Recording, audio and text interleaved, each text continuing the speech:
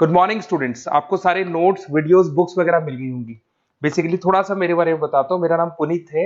MBA का classes लेता हूँ। 2006 से पढ़ा रहा हूँ। 20 इयर्स का मेरे को एक्सपीरियंस है।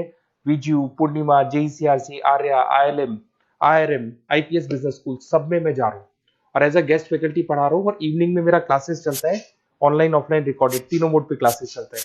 उसके अलावा एक टॉप कॉलेज है एमबीए का, आईएम अहमदाबाद, वहां मैं बच्चों को हर साल लेके जाता हूँ। मुंबई में एआई यूनिवर्सल, यहाँ पे गेस्ट पढ़ा रहा हूँ मैं। जेईसीआरसी में पढ़ा रहा हूँ, आर्या कॉलेज में पढ़ा रहा हूँ। इन कॉलेजेस में मैं पढ़ा रहा हूँ। देखिए, राइटर भी हूँ। 2008 से मैंने बुक्स वगैरह लिखना स्टार्ट कर दिया था। यूट्यूब पे सारे वीडियोस मिल जाएंगे, रिकॉर्डेड लाइव लेक्चर सब कुछ मिल जाएंगे। बस एक छोटा सा इंपॉर्टेंट डिस्कशन आप लोगों से करना था। एमबीए आप कहीं से भी करें, थोड़ा सा मेरे से आप डिस्कस करके अगर आप एमबीए ज्वाइन करते हैं तो आप थोड़ा सेफर मोड में रहेंगे। उसका रीजन बताता हूँ क्यों। क्योंकि मेरे को जो एक्सपीरियंस है ना 20 इयर्स का, एमबीए में प्लेसमेंट होगा कि नहीं होगा, कॉलेजेस कैसे पढ़ाते हैं, क्या उनका प्लेसमेंट स्ट्रक्चर है, क्या इंटरनल एक्सटर्नल इन्फॉर्मेशन है, मेन चीज अंदर क्या चल रहा है उनके। क्योंकि मैं तो रेगुलर कॉलेजेस में जा रहा हूँ तो मेरे को पता है कौन से कॉलेज में क्या चल रहा है। तो आप मेरे से थोड़ा सा एडवाइस लेके अगर आप एडमिशन लेते हैं तो थोड़ा सा सेफर जोन में रहेंगे। बाकी आपके डिस्टेंस के ऑनलाइन के एडमिशन, मणिपाल हो गया, एमएटी हो गया, ज्ञान विहार हो गया, तो यहाँ भी आपको अवेलेबल हो जाएंगे। तो आप अगर एडमिशन लेते हैं तो प्लीज मेरे से कंसल्ट करना। हो सकता है कि मैं आपको एक बेस्ट कॉलेज बता पाऊं और एक सेफर जोन में लेके जा पाऊं। क्योंकि एडमिशन लेने के बाद बच्चों को लगता है कि यार गलत जगह चले गए। Okay, best of luck. मेरा नंबर आपके पास है। साथ के साथ अगर आपको कोई और क्वेरी चाहिए तो मेरे को व्हाट्सअप करें या कॉल कर सकते हैं। Okay, best of luck. So, I want you to picture a nervous system, Yeah. not the one inside your body, but the one keeping a massive, multinational organism alive. Mm-hmm. It's firing signals across oceans, it's Mhm. reacting to financial pain in real time, coordinating the movement of like millions of physical objects, You're right. and storing memories that go back decades. Yeah, that's the metaphor we usually use, isn't it? But in a modern organization, obviously we aren't talking about biology, we're talking about management information systems. MIS. And usually I feel like when people hear MIS or, information systems, they just sort of tune out. Oh, complete. They think it's just the IT department coming up to fix a jammed printer or some dusty server room in the basement that smells like ozone. Which is a fatal mistake, honestly, because the source material we're diving into today makes it very clear that MIS isn't just the wiring, it's the brain. And more importantly for our discussion today, it's the conscience. So we aren't going to talk about coding languages or hardware specs today. We're looking at the two highest stakes in the game. The things that actually keep CEOs awake at night. Exactly. Security and ethics. Because when you build a nervous system that powerful, two massive questions just immediately emerge. First, how do you stop someone from hijacking it, which is security? Right. And second, and I think this is the trickier one, are we actually using this power for good? That's the ethics side. It's the Jurassic Park problem. Exactly. We were so preoccupied with whether or not we could build these systems, we didn't stop to think if we should or, how they might bite us. Bit dramatic, but yeah, it's accurate. Yeah. Our mission today for this deep dive is to tear down the silos. We're going to look at how these systems control everything. HR, finance, operations, marketing, strategy. All of it. Right. We'll see how they safeguard sensitive info and, critically, where they fail morally. And then for the second half of this deep dive, we're going to leave the corporate boardroom entirely and travel to India. Yes. We're going to look at the Aadhaar system, which is, frankly, one of the biggest biometric experiments in human history. It's massive. It takes all these theoretical corporate problems and applies them to over 1 billion people. It's the ultimate stress test for these concepts, because if you think a data breach at a bank is bad, wait until we get to biometric identity theft. Yeah. So let's start with people, the personal side of business, human resources. Right. Now, the old view of HR was filing cabinets. Mm. You hire someone, you put their resume in a manila folder, maybe you add a disciplinary note once in a while. Very analog. Exactly. Mm-hmm. But modern MIS in HR, which is often called HRS, is a totally different beast. It's doing heavy lifting, it's managing payroll, benefits, recruitment algorithms, performance analytics. And that's where the security nightmare really starts. We aren't just talking about someone stealing a list of corporate email addresses anymore. No, not at all. We are talking about identity theft on a silver platter. The source really emphasizes confidentiality as the primary security focus here. I mean, think about what's in your own HR file at work. Right. Social security numbers, bank account routing for direct deposits, Home addresses. medical leave history. Yeah, if an unauthorized actor gets in there, they don't just hurt the company's reputation. They can essentially destroy the lives of the workforce. Absolutely. But, you know, the text brought up a point about data integrity in HR that I found super interesting. It's not just about keeping the data secret. Right. It's about keeping it correct. Yes, and this bridges us right into the ethics side of things. The source called this the fairness doctrine. Fairness. Right. Ethical MIS in HR isn't just about locking the door. It's about ensuring the data inside isn't poisoning the well. So imagine a performance evaluation system. It tracks when you log in, how many emails you send, your project completion rate. Maybe even your keystrokes. Sometimes, yeah. I really hate those systems. Most people do. But here's the ethical failure point. If there is a glitch or a bias in how that data is captured, and the system says you're underperforming when you aren't. But you have a huge problem. Right. So if the computer says I was late 5 times because I didn't log in correctly, but I was actually, at a client meeting, and I miss a promotion because of it. The machine becomes the judge. The ethical obligation of the organization is to audit their own systems for accuracy.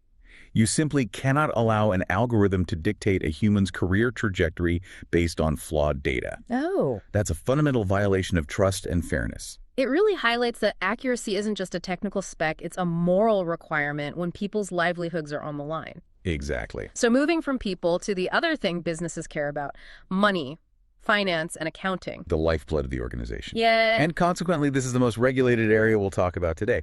MIS in finance handles the budgeting, the transaction processing, the financial reporting. And the security threat here is pretty old school, right? It's robbery, just digital. It's fraud, plain and simple. But the scale is completely different now. In the old days, you had to cook the books with a pen. Now you can alter a database entry and siphon millions in seconds. Wow. The source material points to specific frameworks designed to stop this, specifically GDPR and PCI DSS. Okay, let's unpack those acronyms because they get thrown around a lot in business news. Yeah. PCI DSS is the credit card one, right? Yes. Payment Card Industry Data Security Standard. If your system touches a credit card number, you have to follow these rules. It mandates things like network segmentation, encryption, regular testing. So it's not optional. It's not a suggestion at all. It's a requirement to do business. If you fail here, you lose the ability to process payments entirely. Got it. And GDPR, that's the European one. The General Data Protection Regulation. It comes from Europe, but it affects almost every major company because the economy is global. Right. The internet doesn't really have borders in that way. Exactly. It fundamentally changed how finance systems handle personal financial data. It gives the user the right to be forgotten. It forces companies to delete data if asked. That sounds great for the user, but that must be a massive technical headache for the people actually building the MIS. Oh, it is. You have to design the system so that it can forget securely. But this bleeds right into the ethical side. In finance, security and ethics are almost inseparable. The ethical core here is transparency. The source talks about the responsible use of financial data, which means avoiding conflicts of interest and ensuring that the financial reports generated by the MIS actually reflect reality. I mean, we all remember Enron. the classic example. Enron is the archetypal unethical information system. They engineered a system specifically to hide debt and inflate profits. Right. The ethical mandate for MIS today is to prevent that, to ensure the numbers on the dashboard match the money in the bank. If the system allows for opacity, it's arguably an unethical system by design. So the system has to be a source of truth, not a tool for spin. Precisely. Let's move to the floor. Operations management. Making things and moving things. This is the engine room. Inventory control, supply chain logistics, production scheduling. I feel like the security conversation here has shifted the most in the last 10 years. It used to be just about preventing theft of physical goods from a warehouse. Yeah, now it's about operational technology or OT security. We aren't just protecting data. We are protecting physical machinery. Which is terrifying. It is. If a hacker gets into the MIS of a chemical plant or a car manufacturer, they can shut down the assembly line. Or worse, they can tamper with safety controls. It turns a digital threat into a physical danger. Exactly. And then there's the supply chain aspect. If a competitor or even a nation state can see your inventory levels and your supplier list, they can disrupt your ability to function. They can buy up the raw materials you need before you even get to them. But here's the curveball the source threw at me regarding operations. It explicitly linked MIS to environmental sustainability.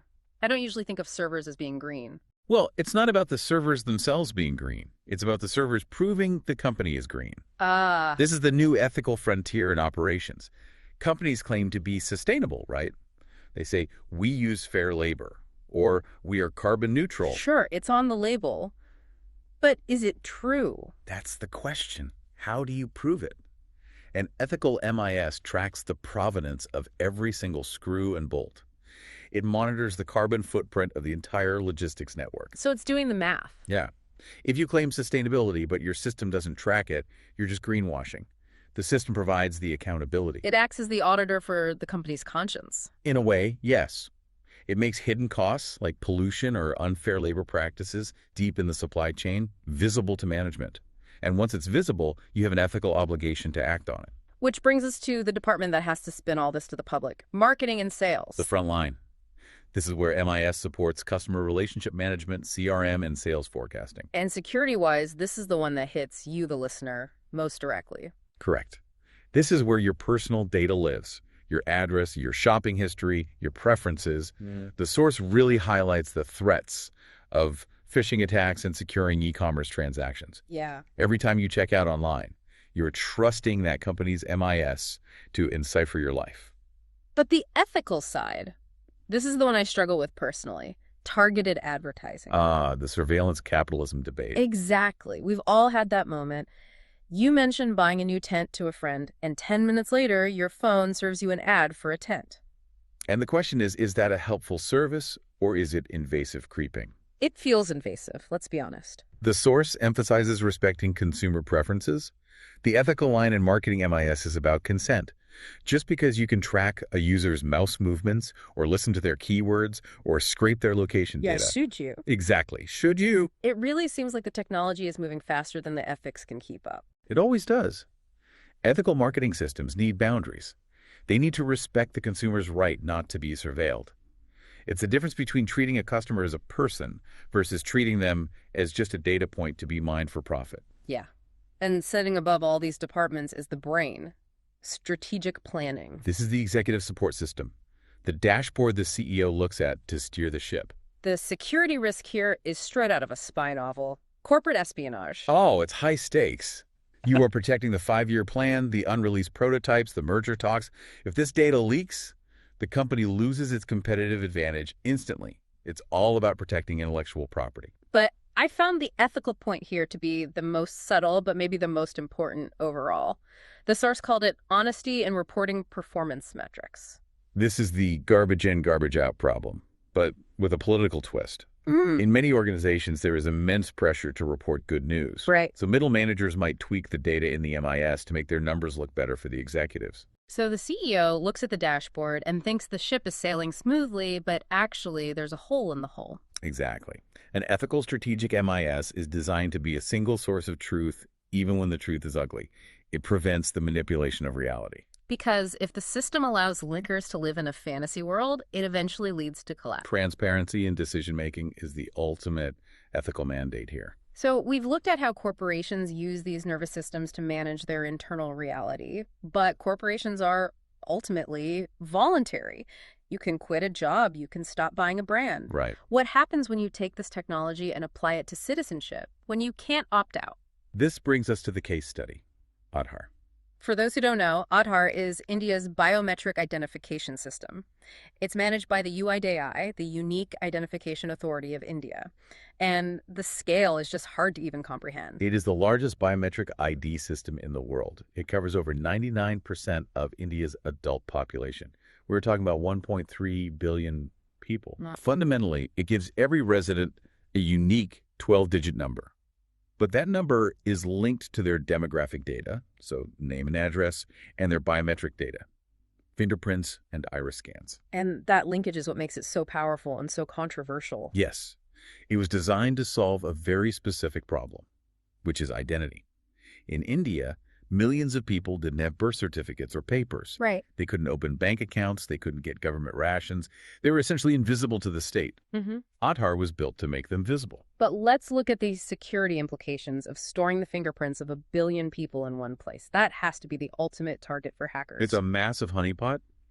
The source details the specific risks here. Yeah. And the biggest one is the permanence of the data. Right, because as we talked about passwords earlier, if I hack your email password, you just change it. It's annoying, but it's fixable. Right. But you cannot change your fingerprints. You cannot get a new retina. If biometric data is compromised, it is compromised forever. That is a security risk that has no easy fix. The source also lists identity theft and data breaches as key threats. If someone can spoof your biometrics, they can essentially become you in the eyes of the state. And because Aadhaar is linked to everything now, banking, taxes, mobile phones, food rations, the damage radius of that identity theft is total. It's not just your credit card, it's your citizenship. Let's look at the ethical debates the source highlights. Because this isn't just about hackers, it's about how the system functions by design. The first big tension is privacy versus surveillance. This is the big brother fear.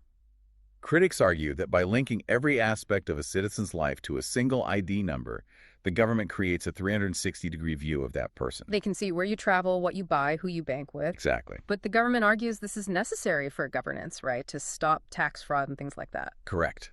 They need data to plan welfare schemes, to stop tax evasion, to catch criminals. The ethical debate found in the source material is, where is the balance? Does the efficiency of the state outweigh the privacy of the individual? The source presents this as an ongoing tug of war. And the second ethical point was inclusion versus exclusion. And the irony here is that Aadhaar was built specifically for inclusion. That was the sales pitch, to give the poor an identity. But technology is never perfect. The source points out a heartbreaking ethical failure, which is exclusion error. Explain that, because it sounds really technical, but the impact is very real. Well, biometrics fail. Think about a manual laborer in rural India. They work with their hands all day, maybe in construction or agriculture. Their fingerprints might be worn down, faded, calloused. Okay. They go to the ration shop to get their subsidized food. They put their finger on the scanner. And the scanner says no match. Exactly. The system says, you are not you. And because the system is viewed as the objective truth, the shopkeeper denies them food. That is the denial of services mentioned in the text. It's a technological failure that results in a human rights crisis. That's the nightmare of data accuracy on a national scale. In the corporate section, we said if HR has bad data, you miss a promotion. Here, if the data is wrong or the sensor is just bad, you might starve. It shows that accuracy isn't just a technical metric for the IT team to worry about. It's an ethical imperative. When you build a system that stands between a human and their survival, the tolerance for error needs to be effectively zero. The source also touches on the legal framework surrounding this, which kind of shows that institutions are trying to catch up. Yes, the Supreme Court of India actually had to intervene. They upheld the validity of Aadhaar generally, but struck down parts of it that allowed private companies to demand it. They tried to put guardrails on what we call function creep. Function creep. Yeah, the idea that a system built for one specific thing eventually gets used for everything. It's a fascinating, if slightly terrifying, look at where the future is going. Because we are seeing these debates play out in real time. We are. And it's not unique to India at all. Every nation is digitizing. Aadhaar is just the biggest example we have right now. So, to bring this all back together for you listening, we started with the corporate nervous system. We looked at how HR, finance, and ops rely on these systems to function. We saw that security is about way more than just passwords. It's about protecting the integrity of the whole organization. And we saw that ethics is about more than just being nice. It's about accuracy, transparency, and fairness. It's about ensuring the tools we use don't end up using us. And then Aadhaar showed us what happens when those stakes are scaled up to a nation. The benefits are massive: efficiency, inclusion, speed. But the risks, surveillance, exclusion, permanent identity compromise, they are equally massive. The common thread through all of it is trust. Whether it's an employee trusting their payroll software, an investor trusting a financial report, or a citizen trusting a biometric ID.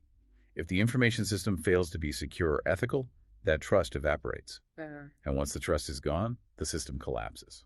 I want to leave you with a final thought, something that really stuck with me from the reading. We keep talking about these systems as sources of truth. Right, the golden record. But as we move into a world of AI and deepfakes and algorithmic governance, we are outsourcing our reality to these databases. So here's the question for you to mull over. When the database disagrees with the physical world, who wins? That is the question. If the computer says you didn't pay your taxes, but you did, or if the computer says you are a security threat and you aren't, the burden of proof is shifting. It used to be innocent until proven guilty. Yeah, in the age of MIS, it feels like you are data guilty until you can prove the system wrong. And proving the system wrong is getting harder every single day. It's something everyone needs to watch out for. On that note, we'll let you get back to your nervous system. Thanks for joining us on this deep dive. Stay secure.